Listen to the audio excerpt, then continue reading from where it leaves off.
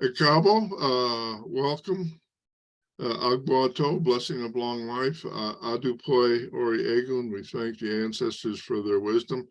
This is the first part in a 16-part series talking about the elements of the Yoruba language. The Yoruba language is based on 126 three-letter combinations. I believe each of those three-letter combinations has a metaphysical and spiritual significance. I've been working on trying to sort that out for some 30 years. I haven't got all of them, but I've got a significant number of them. And so I wanted to share some of that information. And the reason I wanted to share that is the Yoruba English dictionaries that are generally available to those of us who don't speak Yoruba as our first language. Those dictionaries are primarily rooted in conversational Yoruba, and they very rarely refer to the use of words in a liturgical or scriptural or spiritual sense, and they almost never translate the words that are used in Odu Ifa from the perspective of Ifa. They generally translate those words from the perspective of Christianity, which is, I believe, a manifestation of what I would call cultural appropriation, totally inappropriate, totally ineffective, and not so helpful. So the reason it's helpful, and that's important, I think, for those students of Ifa that want to get a deeper understanding of the ancestors' wisdom and guidance. Typically in the Odus, not all of them, but most of them, the solution to the problem being addressed is coded into the name of the diviner, his or herself. And those names, for whatever reason, are seldom translated. So if in Yoruba it says the name of the diviner, when you go down to the English translation, it'll simply repeat the Yoruba for the name of the diviner. So, it takes a while to sort through that and learn through that, but there's certain reoccurring single letter, double letter, and three-letter phrase, let's call them short words, that use to combine with other short words to form a longer word. We call this an elision. So an elision is a string of words that are connected to form a sentence, and the sentence defines what the word means. And the reason they don't just use the short words for a sentence is that when the words are strung together, they typically drop the vowel. In Yoruba language, most words, I would say all words, start and end in a vowel. So when you put two vowels together in conversational Yoruba, you drop one of the vowels, either the last vowel from the previous suffix or the prefix, and then the first vowel of the second segment of the word. And unfortunately, there's no set rule on it. So it becomes kind of it's kind of like putting a puzzle together. You think of the vowels, you put them into where they appear to belong in the word, and you look through all the possible combinations and find the one that makes the most sense. Now, admittedly, that's not an exact science, but I've found it to be effective and very illuminating. So I want to share with people interested in the subject some of the information that I've kind of gleaned along the way. So we're going to start with a group of vowels that start with O, or just simply the letter O. We'll start there. O is what in the language is called a placekeeper. So the letter O, when you see it in the phrase in Odu Ifa, can have a wide range of meaning, totally dependent on the inflection in the voice of the speaker. So you can say oh, oh, oh, oh, oh. It's all kind of a tonal expression of the meaning of the word. So it's a placekeeper, it's called. And so the placekeepers appear some ways randomly in that Yoruba is a tonal language. It's kind of a sing-song language.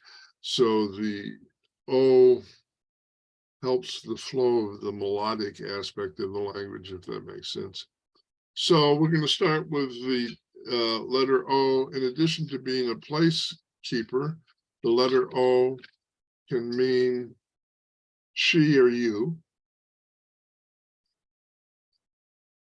I mentioned before the letter O can be a space keeper or a space holder, but significantly for understanding liturgical Yoruba, the word O means spirit.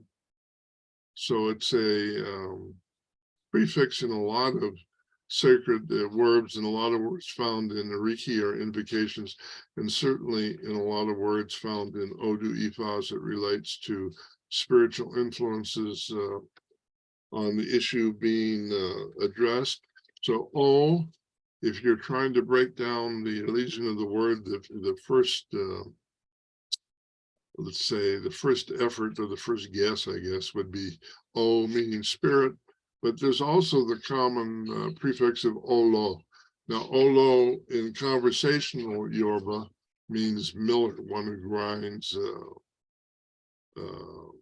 wheat or various other grains into flour, but it also means owner. All right. So when it's used in a liturgical sense, it doesn't mean owner necessarily in the sense of I own something, but I possess something is better. So it would be owner as one who possesses the knowledge or secret or understanding of a particular mystery, right? So there would be Olo Ifa, the owner of the wisdom of Ifa. There's Olo Dumere, the owner of the mystery of the womb of the rainbow serpent, and so on like that.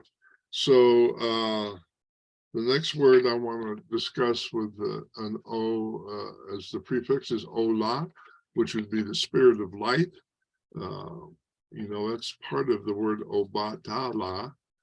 Oba meaning king, Ita for the center section of the word, and Ola or Allah is the last part of the word.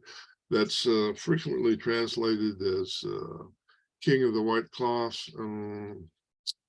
A more literal translation would be spirit of the fathers at the crossroads of the owner of light. So it's a reference to the spark of consciousness that comes into being when the invisible realm becomes visible. And the last word I want to talk about today in terms of letter O, before going on to a slightly different topic, is the word Odu. Odu is a common prefix in liturgical words. It's from the legion O-du. Du-du is the fundamental core of the word Odu. So du is refers to dark or black. So du is the source of darkness or the source of the mystery or the void that exists before creation. Odu is the spirit of the void. The spirit of the void symbolically is referred to as the womb of creation, which in a very real sense, it literally is O-du-du, the spirit of the void, O-du-du. And so then that leads to a commonly used word in liturgical Yoruba, O-du-du-wa, meaning the spirit of the void comes.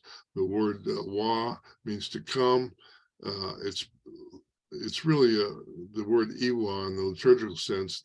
The word Iwa means I come from Orun to Aye. Wa just means I come somewhere here on earth. So Oduduwa means the spirit of the void or the spirit of the darkness or the spirit of the womb comes from the invisible realm to the visible realm. So to give you a little bit of a sense of how some of these words work and how we begin to pick them apart to get at their meaning, I've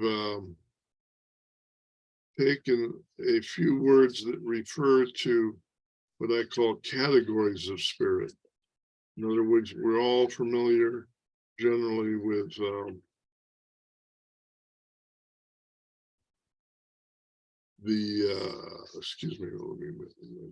we're all familiar with the names of Orisha, but perhaps not as familiar with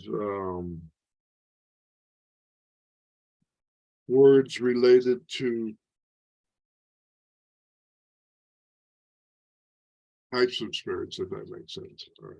So we have here Asa from the Elysian Asa, referring to female spirits. Means the, Sa means selection. Asa means the ability to differentiate. It's really a reference to the ability of female power to create new life forms, really. Asa. And now we have a biku. This is a word that refers to children that are born with the destiny to not live for a long time, sometimes reference to a stillborn baby. So a biku from the Elysian A, ebi, iku, meaning the family of the dead. So it's a reference to that type of spirit. That word is generally not spoken on the mat because it doesn't want to be elevated into an invocation, but there's a category of spirits known as abiku. And then we have Ajinde. That's a little hard. Ajinde is actually appears to be a combination of Yoruba and I would say Arabic. A jinn is like an elemental earthbound spirit. Day stands up. So an Ajinde are those spirits of the ancestors who speak at their own funeral.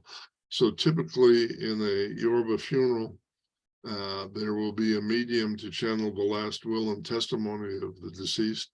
And so the spirit passes directly from the body of the person that's in their grave to the medium who's standing near the grave or literally on the foot of the deceased is called an Ajinde. And then